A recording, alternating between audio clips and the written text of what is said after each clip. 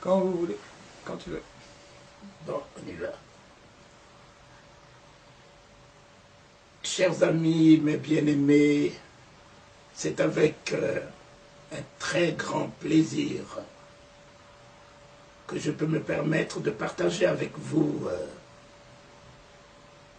les petites expériences que j'ai pu faire avec le Seigneur qui est réellement vivant.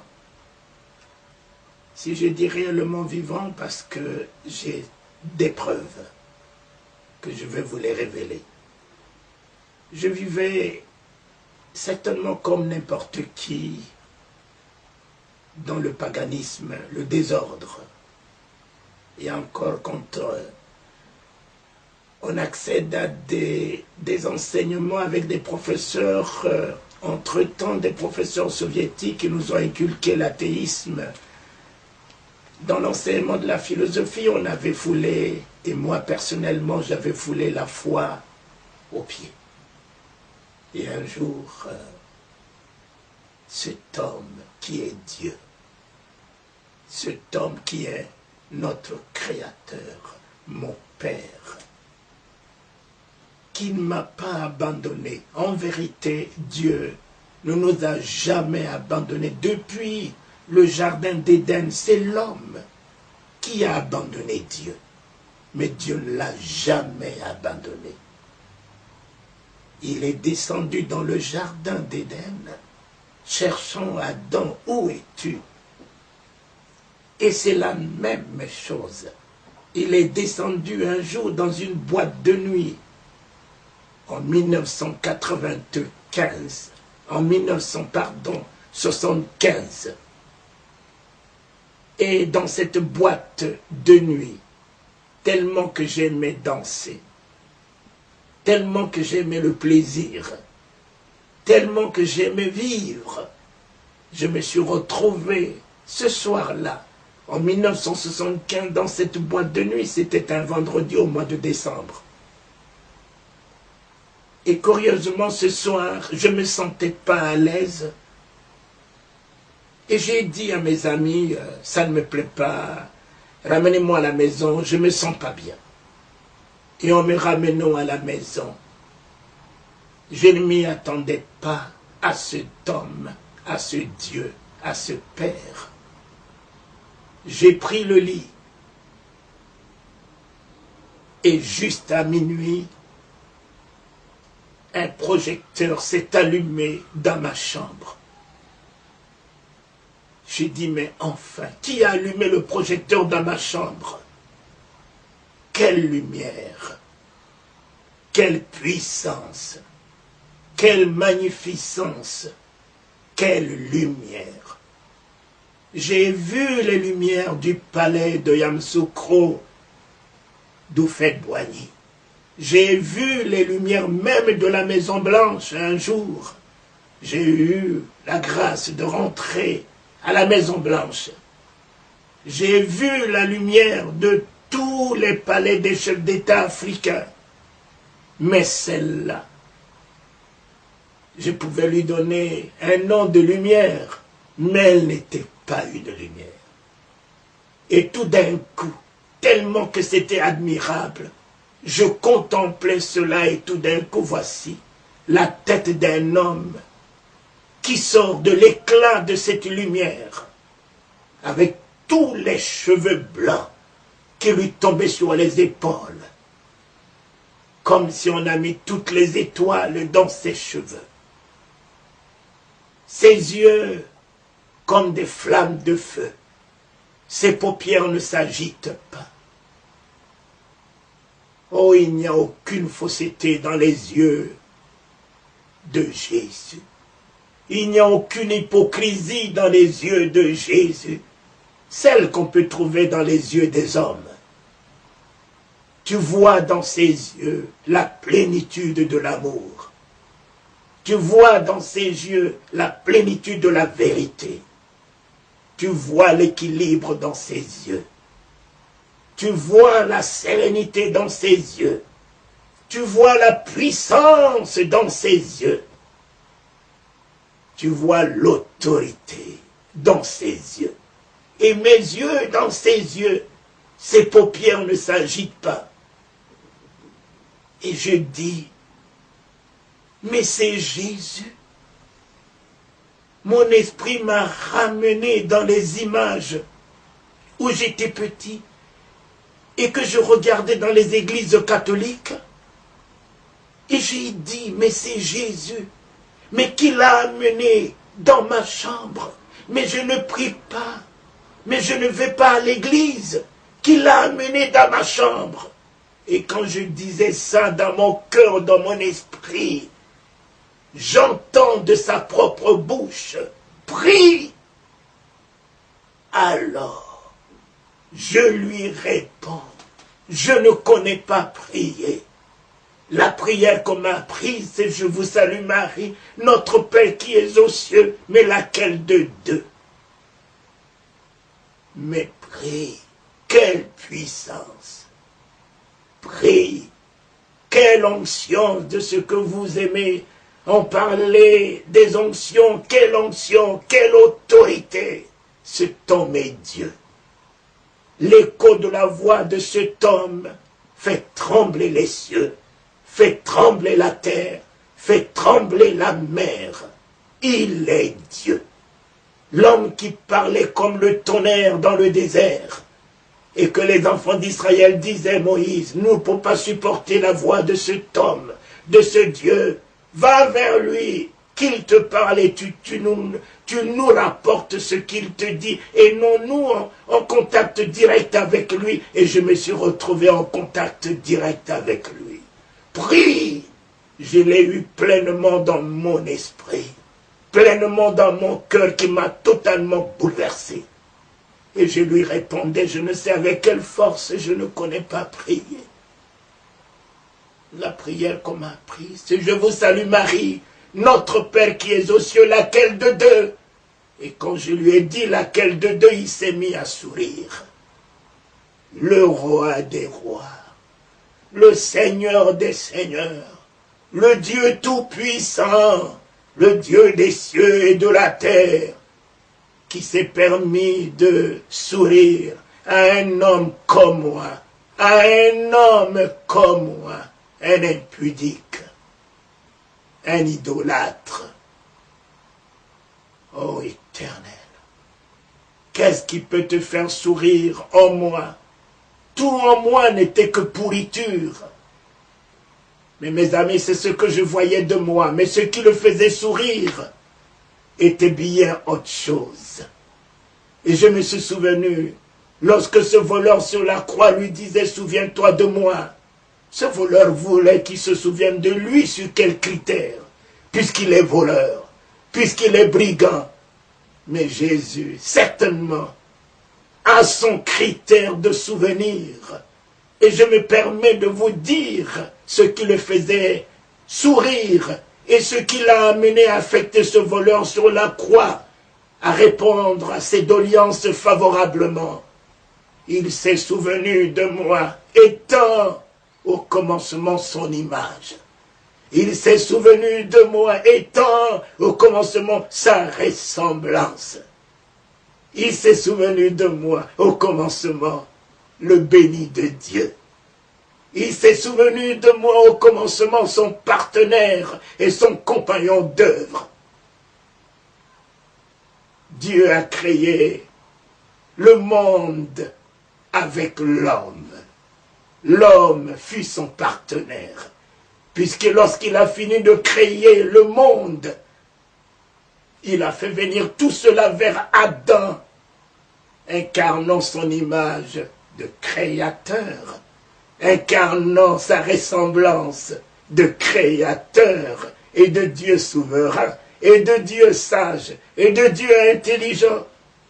Et c'est Adam qui a donné nom à tout ce que Dieu a créé, sous l'autorité, l'impulsion, le regard de Dieu. Adam, je veux voir comment tu les appelleras.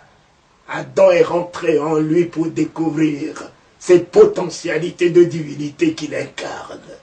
Il a mis en évidence et il a commencé à établir des noms sous le regard de ce Dieu. Et cela devait faire tressaillir le cœur de ce Dieu. Enfin, voici notre image, voici notre ressemblance, voici notre compagnon d'œuvre, voici notre partenaire.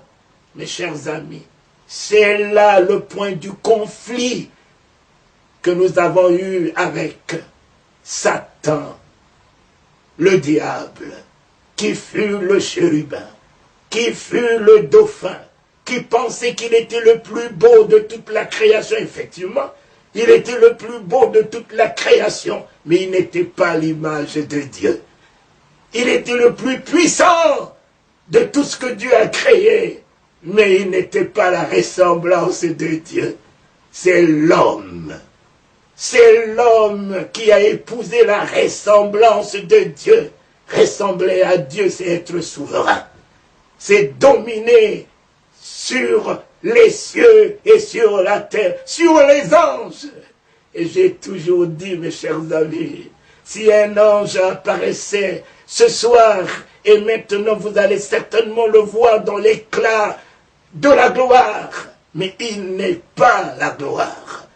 Il est le reflet de la gloire de Dieu. C'est l'homme qui est la gloire de Dieu. C'est toi, c'est moi. Ne te ridiculise plus. Ne tombe plus dans la bassesse. Ne te juge pas. Ne te condamne pas. Ne te vois pas avec les yeux des négatifs.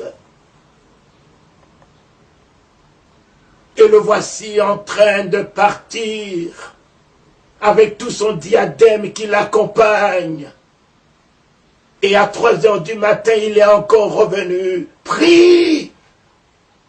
Et je lui redis, Seigneur, je t'avais dit que je ne connais pas prier. La prière qu'on m'a appris, c'est je vous salue Marie, notre Père qui est aux cieux. Laquelle de deux? Il a encore de nouveau souri.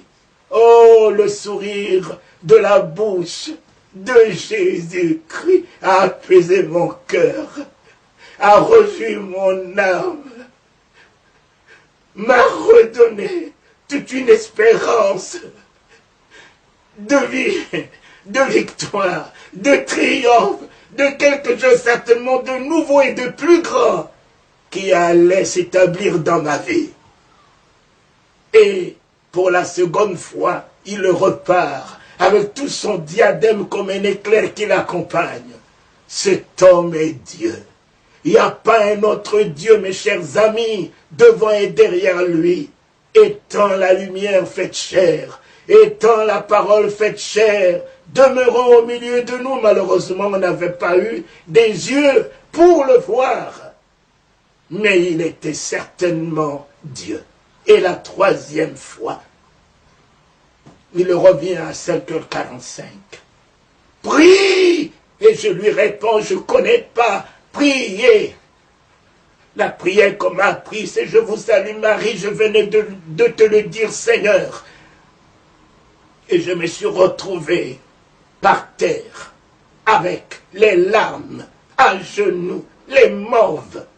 Et j'entends de nouveau prie. C'est comme des flèches ardentes qui sortaient de sa bouche et qui me pénétraient en puissance. J'étais né timide, j'étais né fugitif, j'étais né peureux. Mais cette fois-ci, je reçus de lui une puissance, de sa bouche, le feu.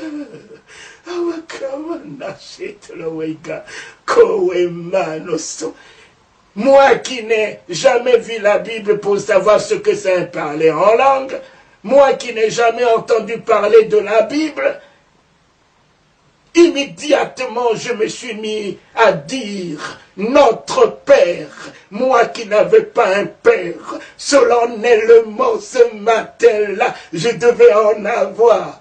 Pas n'importe quel Père, celui qui a établi les cieux et la terre, les mers, les fleuves, les océans, qui fait vivre les riches, les pauvres, qui fait vivre les rois, les indigents, qui fait vivre le poisson dans l'eau, qui fait vivre les oiseaux. Oh, notre Père!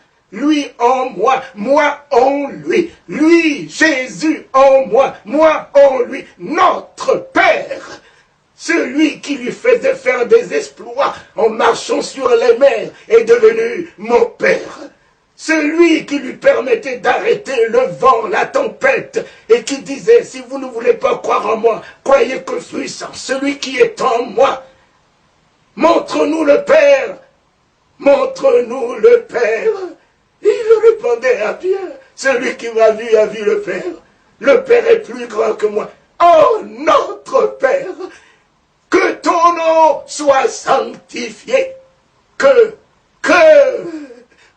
ton nom soit sanctifié. Ton nom ne pourra être sanctifié ce matin que par mon salut. Ton nom ne pourra être sanctifié ce matin que par une guérison que tu m'accordes. Ton nom ne pourra être sanctifié ce matin par un pardon que tu m'accordes. Ton nom ne pourra être sanctifié. Avec quoi pourrais-je sanctifier ton nom? Si je demeure malade, si je demeure pauvre, si je demeure indigent, alors Seigneur, ton nom est sanctifié par les anges parce qu'ils ont de quoi manger. Ton nom est sanctifié par les anges parce qu'ils sont en bonne santé. Ton nom est sanctifié par les anges parce qu'ils ont l'argent et l'or. Ton nom est sanctifié par les anges parce qu'ils ont la joie et la paix. Et ils ont toute raison de sanctifier ton nom qui leur fait du bien. Et moi, avec quoi vais-je sanctifier ton nom? Dans cette situation où je me retrouve dans l'aridité, dans la pauvreté, dans le ridicule, dans le dénuement, je refuse, Seigneur. Que ton nom soit sanctifié. Guéris-moi, guéris-moi, et je sanctifierai ton nom. Sauve-moi, j'élèverai ton nom pour le sanctifier. Rends-moi riche et prospère, j'élèverai ton nom pour le sanctifier. Et que ton règne vienne. Et que ton règne vienne. Règne de souveraineté, règne de gloire, règne de santé, règne de délivrance, règne de souveraineté dans tous les domaines, règne de sagesse, règne de l'intelligence, règne, que ton règne vienne. Qu'est-ce qu'il fait là-haut, ton règne? Il faut qu'il s'établisse aussi sur la terre au travers de ma vie, sur les démons, sur les maladies incurables. Et lorsque je suis arrivé, que ton règne vienne, voilà le mot qui a changé ma vie. Le règne de Dieu, Jésus-Christ, est descendu dans ma vie. Le pardon, la délivrance, la restauration, la réconciliation. Le règne de Dieu, le Saint-Esprit est descendu dans ma vie. Règne de feu, règne de sagesse, règne de foi, règne de conviction, règne de détermination, règne de puissance. Et immédiatement, j'ai commencé à parler en langue. Hawadatelea, Hawegokan, Owamen, Sheda Sidile, Nondeya, Bepadgonikoni, Awamona. Shadetili, Adotoloway Mahano, be pagan koa de say, Allo we got in a seed that low, Imano she tolui bepa, Adotawe ganko. Bouleversant toute ma famille, ma mère, mon père, mes parents se sont mis à pleurer, pensant que j'ai pris de la magie, ou alors que je suis devenu fou. Et en pleurant, cela a provoqué un remous dans le quartier, pensant qu'il y a un cas de décès dans la famille Talingano. Les gens accouraient de tout quartier, de la ville, plein au salon, plein dans notre parcelle, et de cercle 45 sous l'autorité, le regard de Jésus-Christ. Lui-même qui m'a baptisé, lui-même qui m'a oint. J'ai commencé alors à me lever et je me suis levé à 9 heures. Je suis sorti de ma chambre à 9 heures, perdant toute la honte de ma nudité. Et pourtant, j'étais bien en slip, mais je sortais devant toute une foule, perdant toute la vision de ma nudité, la honte. et j'annonçais l'évangile. Et je me suis rendu compte que la honte de la nudité est descendue dans la vie d'Adam quand le péché s'était établi. Mais avant, Adam n'avait pas honte de sa nudité. Il était établi comme ça. Et quand il a commencé à courir pour chercher les feuilles du figuier pour cacher, c'est la honte du péché. C'est le péché. Mais ce jour-là, je sortais de là, bien que je n'avais rien sur mon corps, mais je n'avais pas honte de ma nudité. La honte n'était plus ma vision. La honte n'était plus ma vision. La gloire, j'étais revêtu du règne de la gloire. La magnificence, j'étais revêtu du règne de la magnificence. Et j'ai commencé à prêcher l'évangile, mes chers amis. À apporter la parole de Dieu. Et je n'aime jamais dire la Bible déclare puisque je n'ai jamais vu la Bible. Je n'aime jamais dire la Bible déclare puisque je connais très très peu la Bible. Je connais la parole. Celui que j'ai vu est la parole. Ainsi dit l'Éternel. Ainsi dit parole, la parole de Dieu. La Bible n'est pas tenue par Dieu. Vous engagez la Bible, vous rendez Dieu insensible. Si vous engagez sa parole, il se lève pour tenir sa parole. La seule chose qu'il tient, c'est sa parole. Perdez le langage. La Bible déclare. Nous avons fait déclarer à la Bible ce qu'elle n'a même pas l'intention de déclarer jusqu'aujourd'hui. Mais le jour où tu diras, la parole de Dieu dit, la parole de Dieu dit, Dieu se lève pour honorer le dit de sa parole. Revenons. Et j'ai commencé à prêcher l'évangile à partir de là. Mes chers amis, à annoncer les oracles de l'Éternel, à parler de celui que mes yeux ont vu. Mes yeux l'ont vu. Il est vivant. Rassurez-vous, je vous l'annonce, il est vivant. La solution, la consolation, la délivrance, la guérison, la paix, la joie, quelle que soit la situation dans laquelle tu te trouves, je te dis en un petit mot, il est vivant. Et c'est ce mot qu'il a donné à Marie de Magdala. Va dire à mes frères que je suis vivant. Va dire à mes frères que je suis vivant. Voilà l'évangile du matin de Pâques. Va dire à mes frères que je suis vivant. Un jour, je me retrouvais en Corée. Yang Guichon m'a dit, peux-tu nous dire quelque chose en 20 minutes? J'ai dit, mon cher Cho,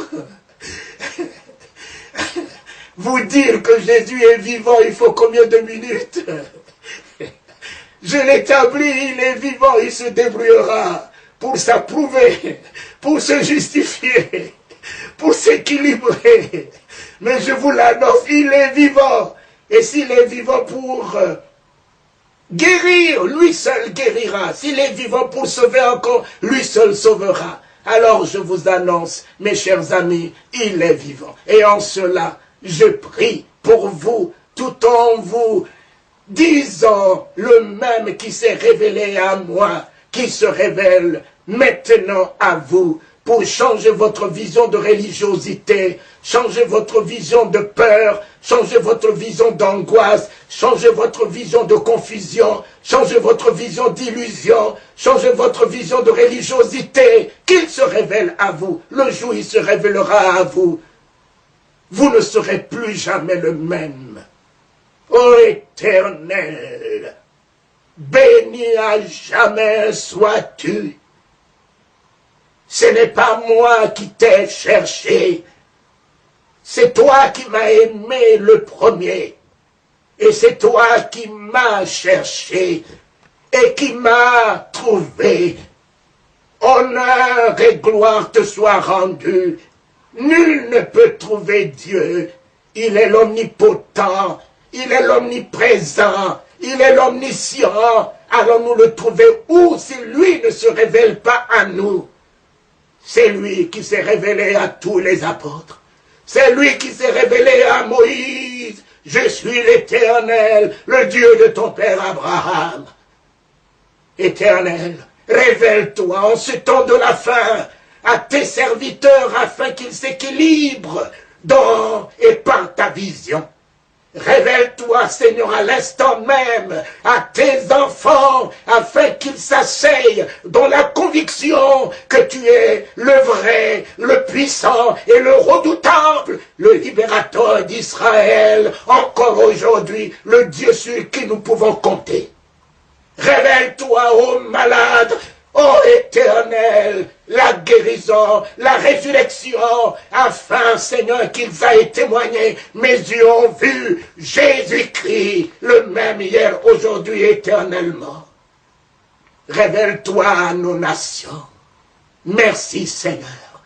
Mes yeux te voient encore ce soir. Car tu disais, le monde ne me verra pas, mais vous, vous me verrez. Nous nous mettons dans cette promesse, Seigneur, pour te dire, le voile est déchiré, la pierre est enroulée, révèle-toi à nous. Et les écailles tombent de nos yeux, et que ce soir, nous voyons l'Éternel. Nous voyons l'Éternel. Nous voyons le vivant. Nous voyons le vivant. Mes yeux l'ont vu. Mes yeux ont vu la paix. Mes yeux ont vu la joie. Mes yeux ont vu la victoire. Mes yeux ont vu la guérison. Mes yeux ont vu l'amour. Mes yeux ont vu le pardon. Mes yeux ont vu la délivrance. Mes yeux ont vu l'agneau de Dieu. Honneur, gloire, puissance et règne te soient donnés.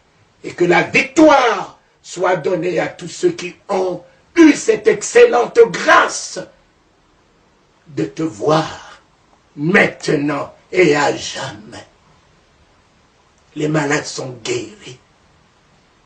Les opprimés sont affranchis. Merci, Seigneur. Les foyers sont réconciliés. Merci, Seigneur. Tes serviteurs ont une vision nouvelle de toi en ce 3e millénaire. Merci, Seigneur. Gloire et louange à toi. Amen. Oh Seigneur, oh Seigneur, oh Seigneur, mon histoire, c'est mon histoire, c'est là mon chant, louer mon sauveur, le jour durant. C'est mon histoire, c'est là mon chant, louer mon sauveur à chaque instant. J'ai l'assurance de mon salut par la présence du Seigneur Jésus. Son sang m'a lavé, m'a racheté, et l'Esprit Saint m'a régénéré.